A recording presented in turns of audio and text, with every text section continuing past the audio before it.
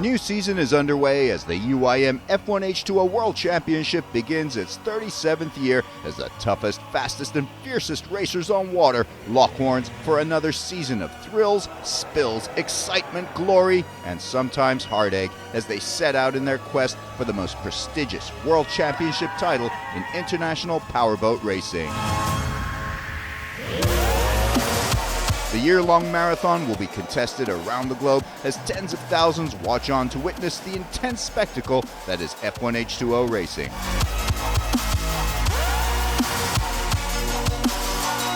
The 2020 UIM F1H2O World Championship will be contested over an anticipated 8 Grand Prix across Europe, Asia, and the Middle East. The new season was scheduled to get underway in Jeddah, Saudi Arabia in March, followed by round 2 in Portimao, Portugal, but due to recent global health and safety concerns, the first 2 rounds of the year have been postponed.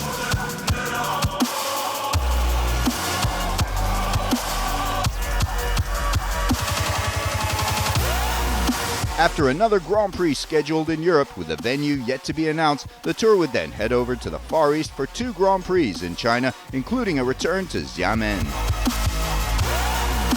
The 5th and 6th Grand Prix remain to be announced, both in Asia, the latter to be raced in India, before the last Grand Prix of the year in Sharjah in the United Arab Emirates, which has hosted the season finale since 2004. It promises to be another incredible year of racing, along with all the celebration, glamour, and festivities that goes into a 3-day F1H2O event. It's not just a race, it's a lifestyle.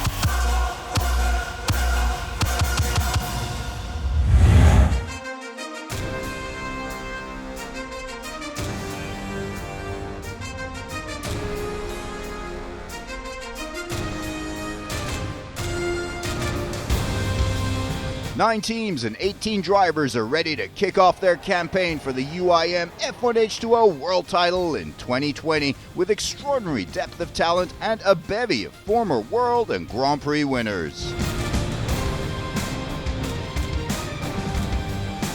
The 2020 season will provide an exciting mix of experience and youth as veteran champions seek to relive past glories and newcomers try to stake their claim and make a name for themselves. Of the 18 drivers in 2020, 4 are multiple world champions, boasting 10 titles between them. Alex Corella with 4, Philip Schiapp with 3, Sammy Celio and Sean Torrente with 2 apiece. There are also 9 Grand Prix winners. The man on top with the last 2 world titles under his belt is American Sean Torrente. The defending 2-time world champion gets his 2020 campaign off once again with Team Abu Dhabi, with whom he's won both his world titles. So yeah, I'm really happy. I've re-signed with Team Abu Dhabi for the next 2 years. I got 2 years guaranteed, which is great. We really fit well. I love the guys, and I love the way they work. Not to mention, I race the other stuff with them as well. So it's great to just be on one team, be in one place. It definitely feels like a second home, more than any other place that I've been, for sure. 2 more years. You're gonna have to put up with me for 2 more years. That's what I told all the guys yesterday. They were really excited and happy, and it's a great feeling when you tell your guys and they're as excited as you are, because it feels good.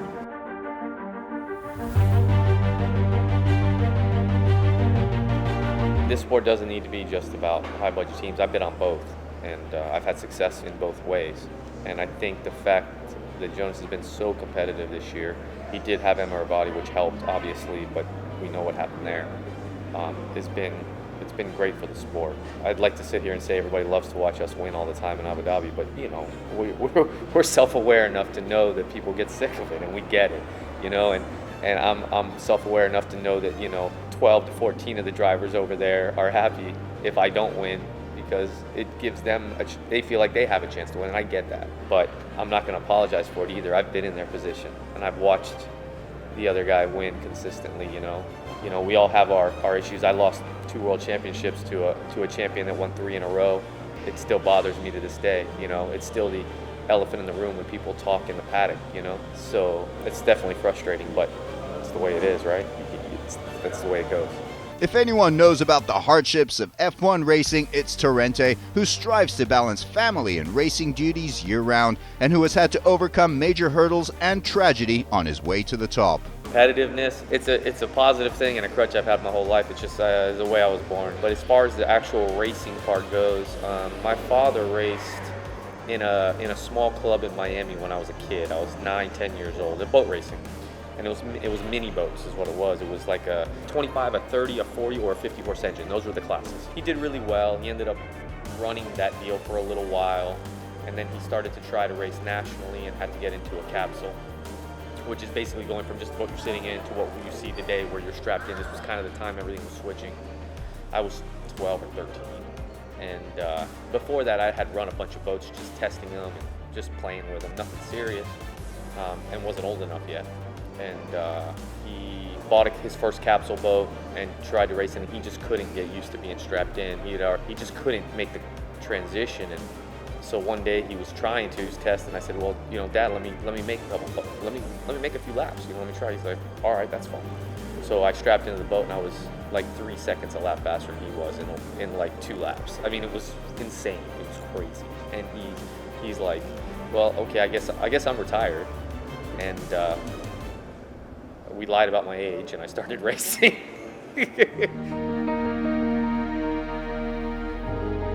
So we started racing Formula 2, 45 first, and it was the first real national series. I had won a bunch of races. I'd been world champion in the U.S. I'd been national champion. We had a race in Clinton, Iowa. I was on pole, first heat, winning the race, way out front.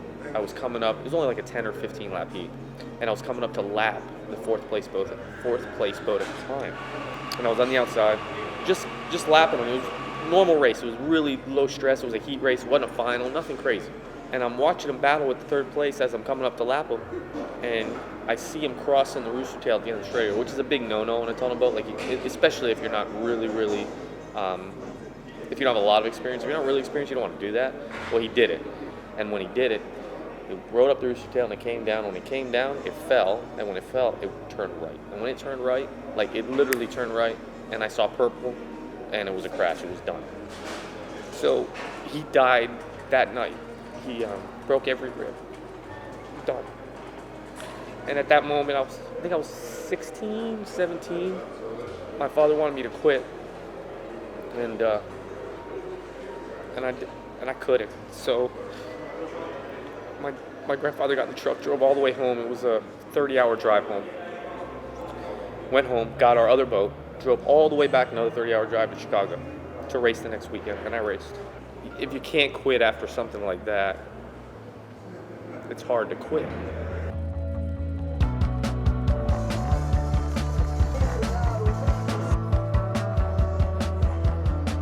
Racing alongside Sean Torrente once again this year in Team Abu Dhabi is veteran and multiple Grand Prix champion Daniel Kamzi, the former world runner-up seeking that first elusive world title in 2020. One of the biggest rivals to the big-budget, high-profile Team Abu Dhabi is a small but highly accomplished outfit, Team Sweden, led by last year's world runner-up Jonas Andersson, who came within literally a lap of winning his first ever world title before seeing it slip through his fingers.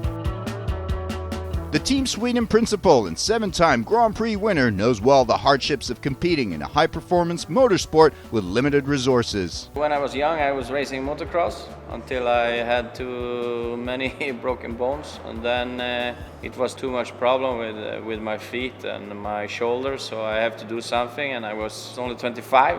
My father was racing boats when he was young, and the city where I come from, a very close place to that, they have always a race every summer, and we always go and look at the races, and so I wanted to do something with motorsport, and then I was choosing between some, and then I ended up with boats, and I started racing in '98 in some small class, and then I directly moved to Formula 2, and then I was world champion 2003, 2004. And then I was just lucky to end up here 2006, and then it has just been a fantastic life.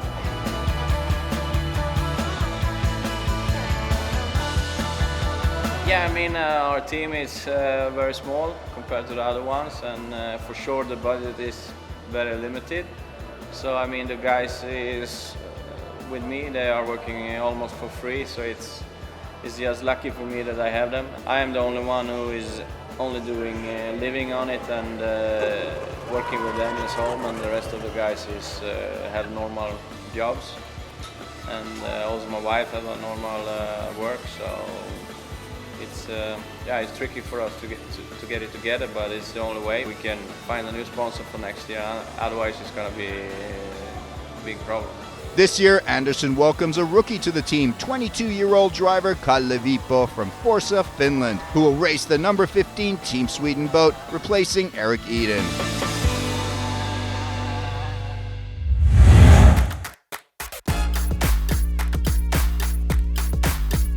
A big budget behemoth to challenge the likes of Team Abu Dhabi is no doubt CTIC F1 Shenzhen China team, led by 3-time consecutive world champion and 9-time Grand Prix winner Philipp Schiap. After finishing world runner-up in 2017, he's had a tough 2 seasons, going without a single Grand Prix win, and he's looking to regain the form that made him such a dominant force from 2014 to 2016. But the French former world champion's passion for the sport began elsewhere, in endurance racing, before he fell in love with Formula One and became one of the greats of F1H2O. I started in 24 hours in endurance, and my passion arrived in endurance with Rouen. It's an incredible race also with 24 hours.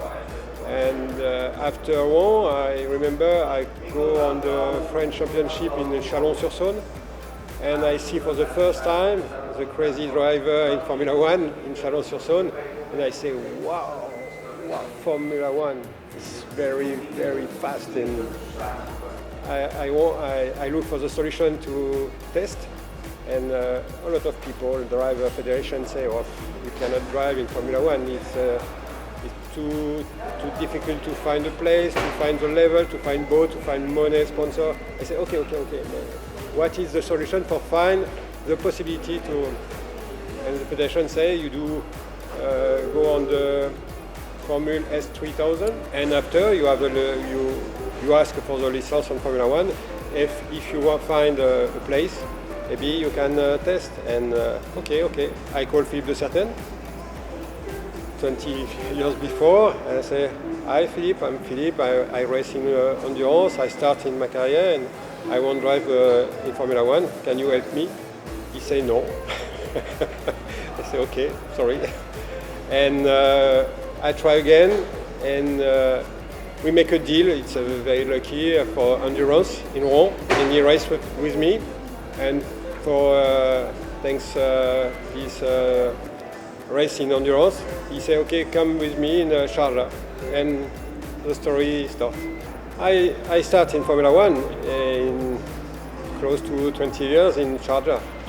And it's completely different because when I started, it's a dream to race in Formula One with a top driver, top level. And I finished 3 or 4 years at the end of the paddock.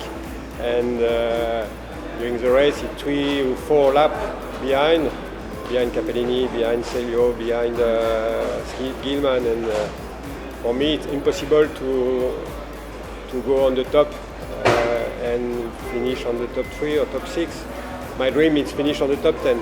It's a long way, a lot of work, good team, and every year we want to improve when we have a problem to find a solution every winter. And step by step, we finish on the podium, on the top 6 on the podium, and after the World Championship, the title, it's incredible. Pre-season preparation is crucial as CTIC F1 Shenzhen China team seeks to regain the world team title, and Schiap tries for a 4th world title. It's very nice when you have time during the winter for prepare next season, and we have a lot of works every year, and it's a time for check what it's work, what is not work during the season, and try for improve the performance and the fiability. And for sure next year, with the problem we have this year, we have a lot of works if we want to come back on the top next season. It's nice, it's very nice, it's a dream. The dream is done for me, but when you win 1 time, 2 times, 3 times, why not 4? And for sure, my team won't win again, and me also, and we have a nice team, nice sponsor. Again, win the championship, and we have motivation, great motivation on next year. Schiap's Rouen 24-hour teammate Peter Marin has also made the jump to F1, and he's shown outstanding form and consistency over the last 2 seasons, outracing Schiap himself to become world number 4 in 2018.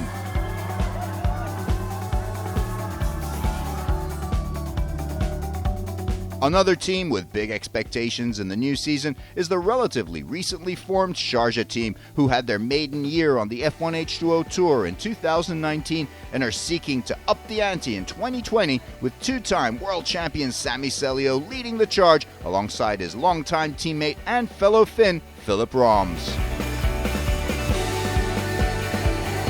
Celio has been trying to repeat his world title wins in 2007 and 2010, and he hopes that with the backing of Sharjah, 2020 will finally be his year. For the next season we have new stuff coming for sure. We are already, this is first year with the Sharjah team, and we get improving our materials. Next year is the time to have the new boats again, so we are planning now what kind of the boats we will build up for us, and also the engine side we have the new things coming up. We're still very much focusing for these engines, get the more power out of it, get reliability, and we are in the right track.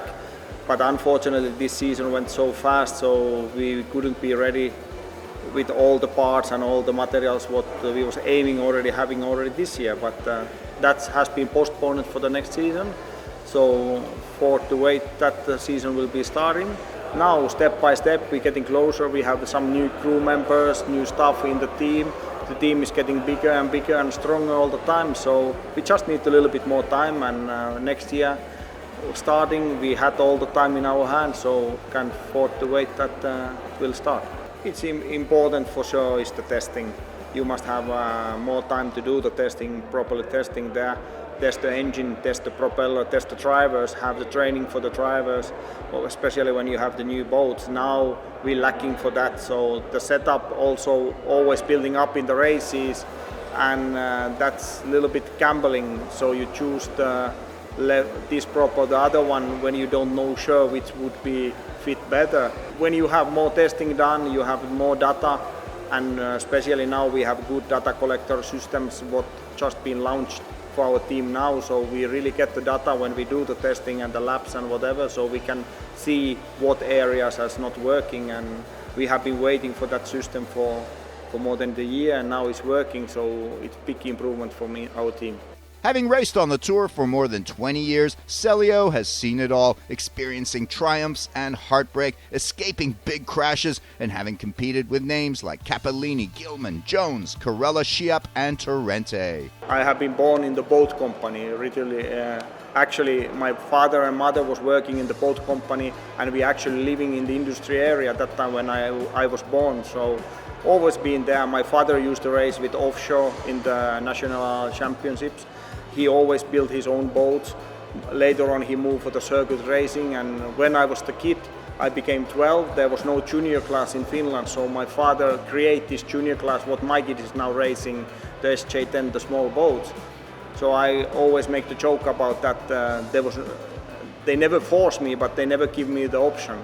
So I never get the motorcycle or motocross bike or something go-kart what I was dreaming. I had some other kind of the cars what I was playing in the industry area, driving there, but of course the boat was my passion because I was around the boats all the time. I was 8 years old when I was first time able to sit in Formula 1 boats of Arno Häkkinen in Finland.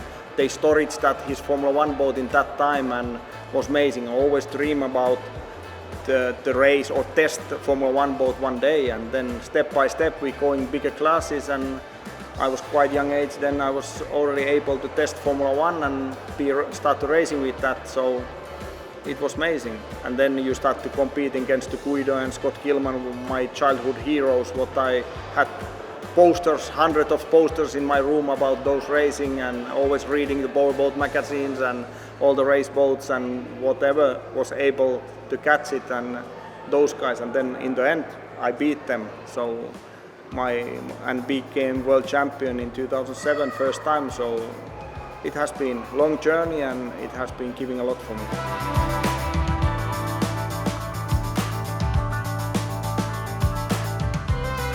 The newly formed Gilman Racing Team is led by four-time world champion Scott Gilman, and he's signed up a big name for the 2020 season, Italian four-time world champion Alex Carella, one of the most successful names in the sport with 16 Grand Prix wins, 16 pole positions, and 31 podiums in 64 races. The Italian ace overcame a double-season slump with a first win in years at the Grand Prix of Xiamen in 2019, and he's looking to add a fifth world title trophy to his name with Gilman Racing in the new season as he races alongside American veteran Greg Foster. UAE-based outfit Emirates Racing continues with the same team. Former Grand Prix winner Marit Stromoy of Norway heading the lineup as she seeks to build on her first ever year-end podium result, coming in third in 2019 as she begins the new season in a bid to see if she can become the first female UIM F1H2O champion in history. Her teammate is Polish driver Bartek Marszalek, who had his best ever season in 2019, placing fifth in the year-end standings after a career-best third-place result in Sharjah, which helped Emirates Racing earn a first-ever podium in the world team standings last year.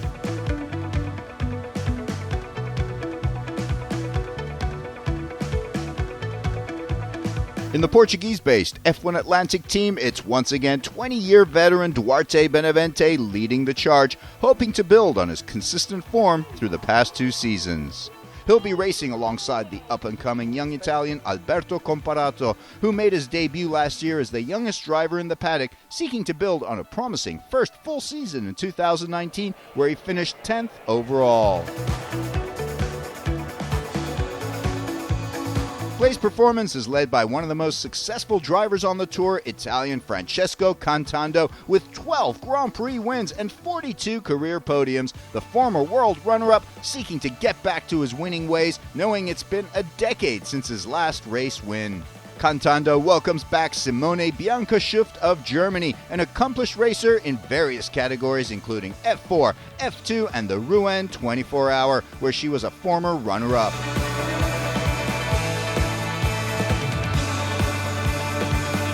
Maverick F1 is led by team principal and driver Cedric Deguine, who made his F1 debut in 2007 and whose team has won 2 Grand Prix titles. He'll be joined by Brett Stewart of South Africa, who last raced on the F1H2O circuit in 2012.